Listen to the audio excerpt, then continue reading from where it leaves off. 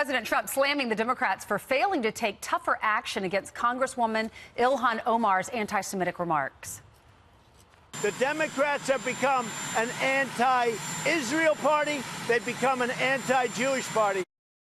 And a group of Jewish millennials called Jexodus agrees. They are encouraging Jewish Americans to walk away from the Democratic Party. The group says, quote, "We reject the hypocrisy, anti-Americanism, and anti-Semitism of the rising far left. Progressive Democrats and far too many old-school Jewish organizations take our support for granted."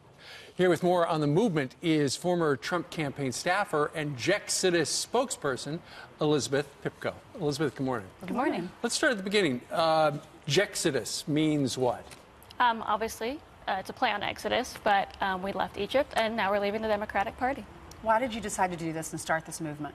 I thought it was time. Obviously, we saw a lot of anti-Israel policies kind of start under the Obama administration, and it got worse and worse, and clearly we've seen it. It's been plastered on our TV screens the last month. There's anti-Semitism in the Democratic Party. They can hide it. They can do whatever they want. They failed to condemn it, and now it's there, so it's time. Elizabeth, how much does this hurt the Democratic Party, the fact that it sounded like we were going to have a resolution voted on in the floor, non-binding, perhaps with Congresswoman Omar's name on it, and then at the 11th hour, because of all the pressure from the party's left, they wound up not naming her, and it was not about anti-Semitism, it was just generally about hate across the board. I mean, the scariest part, obviously, was not the original anti-Semitism. It was the lack of leadership coming into play when they were supposed to come into play, condemn what happened, and they failed. So not only did the anti-Semitism that started with Ilhan Omar get worse and worse, you know, by proving that she had supporters in her own party, but when the leadership fails to condemn that, it shows that they are a party of anti-Semitism. You know, the president said it the other day. That's what's happening, and they can't deny it anymore. Now, Elizabeth, we were talking about this attracting millennials, but is this for everyone? Do you encourage anyone who is Jewish and has voted Democratic their entire lives, and now you're asking them to join your movement and do what, vote Republican now? So anyone that's Jewish, but also anyone at all that feels that they've been told not to vote according to their own conscience and beliefs. There have been so many people that told me that they were pressured into voting a different way or not voting at all or made fun of for what they value. So anyone that feels that they haven't gotten to vote according to what they believe in, I think it's time for that person to stand up and do, you know, what needs to be done in 2020. Well, in 2016, let's take a look at the results. Hillary Clinton wound up with 71% of the Jewish vote, and Donald Trump got about a quarter. Do you see that changing in the next election, the ratio between the Republican and the Democrat?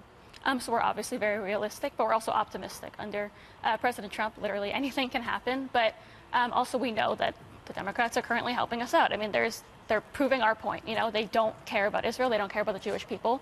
And the Jewish people need to show them that if they don't support us, we're not going to support them. So we know, obviously, that the Jews have overwhelmingly supported Democrats, but that doesn't mean that the Jewish vote should be discounted. Why is that when you hear the president talk about his pro-Israel stance and meeting with Benjamin Netanyahu?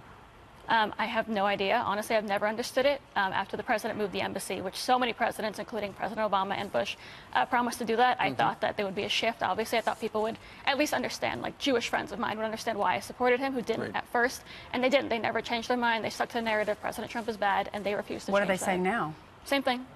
I don't think they're going to change. Your group, Jexodus, has been in business for 2 weeks. I understand you've got big events planned for New York and Florida, right? Yeah, so that's our official launch. Will be April in New York and Florida, but we're hoping to go across the country through 2020. We know there's a big Jewish population in multiple states. There's also swing states, which we do not want to discount, obviously. We know it's come down to a few thousand or a few hundred votes in past elections. So we're going to get people excited and, you know, just galvanize Jews across the country to do what matters for them in 2020. Jexodus.org for more information. Yes. All right. Elizabeth Pipko, thank you very much. Thank you.